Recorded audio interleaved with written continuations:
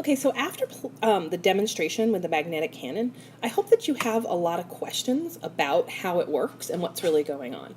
And not just questions about, well, how does it work, but more specific questions about, what would happen if I did this, or what would happen if I did that. This is a great device for getting you thinking about what's really going on. So the next step is to figure out a way to get to the answer. This is a lot like the black box that we did at the beginning of the year. You have to ask the right questions in order to get the right answers. In science, questions are how you start off when you're trying to investigate something. A few years back, there was a problem with bee colonies. You don't realize it, but not only do bees pollinate stuff in the wild, but we actually use bees to pollinate orchards and all kinds of crops. And we actually pay people who have bee colonies to bring the bees to farms and orchards to do this pollinating. And so all of a sudden, about 5 or 6 years ago, bee colonies were dying off. You can see in the top picture, a typical healthy bee colony had a swarm around it all the time. And pretty quickly, they were diminishing in population and the colonies were collapsing. They were just dying off. And it wiped out a whole bunch of businesses. And people who were trying to keep the business going were finding it was getting harder and harder. Scientists stepped in and said, this is a problem. The whole world's food supply depends on these bees. So we have to figure out what's going on here. So you might think that the question they asked was, what's happening with the bees? Whoa, it's a terrible W.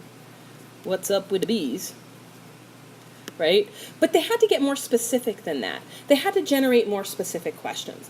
Because if they didn't, they couldn't investigate anything. So then they started saying, well, what are some of the possibilities? Well, maybe it's a disease. Maybe the bees are catching a disease. If so, is it a new disease or a disease that has always existed that they've just now become exposed to? Or maybe it's not a disease. Maybe it's something in the environment. What's changed in the environment of these bees? Or maybe it's genetic. Maybe after years and years and years of running these bee colonies a certain way, we're weeding out bees that have the genetics to fight whatever this new problem is. Generating questions like that led to the ability to design tests to see what was really going on. And that's what I really asked you to do with this quick assignment that we just did, where I wanted you to generate questions so that you could actually run tests on the Canon when you got it. So what kinds of questions did you come up with? Well, they can probably go into several different categories. One category that you could be investigating is why motion stops and why it starts, right? So think about the questions that you and your group had on your sheets that had to do with starting and stopping, and put them in this category on a sheet of paper. Make a box for any questions that have to do with starting and stopping. Here's another category. What about questions that focus on the changing of motion, meaning changing direction or changing speed? Obviously, starting and stopping is a change as well, but we're going to separate starting and stopping out in the other box. So now create a box of questions that your group has that are about changing motion. And then finally, here's the last category. What about questions that have to do with forces and energy? Do you have any questions about those things? If you find that there's a box or two that doesn't have a lot of questions in it, maybe just seeing the categories of questions will help you generate some. See if you can get 4 or 5 questions to a box before you actually start working with the Canon. That way, and one group's going to be at a disadvantage and start before they actually see this video, but hopefully most of you will get a chance to do this ahead of time. If not, you can always do it after. It's fine to do this after. What I'm trying to get you to do is to think about the 3 main categories of the system that you're dealing with. Once you have these questions and then the answers to them, the next step is to try to draw what's going on with your Canon.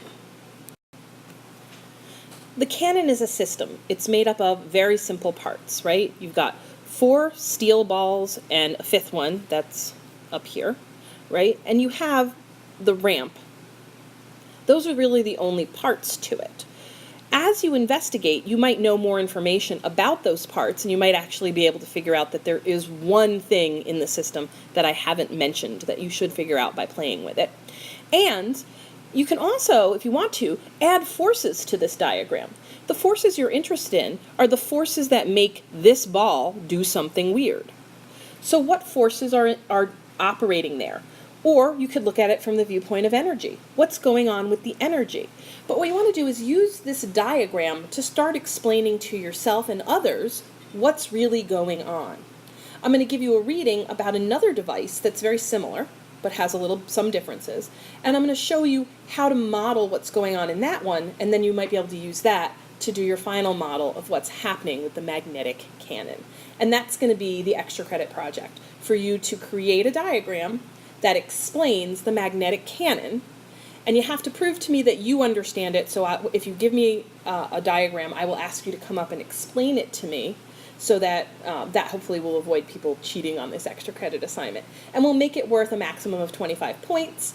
If you don't have to get all the points. You know, if you only got 5 out of 25, that would still help your grade. It would not take away anything to get only 5 of those points. It would add. So it's definitely to your advantage to at least try it. And you'll be helping me out as I decide whether or not this is a good activity to do next year.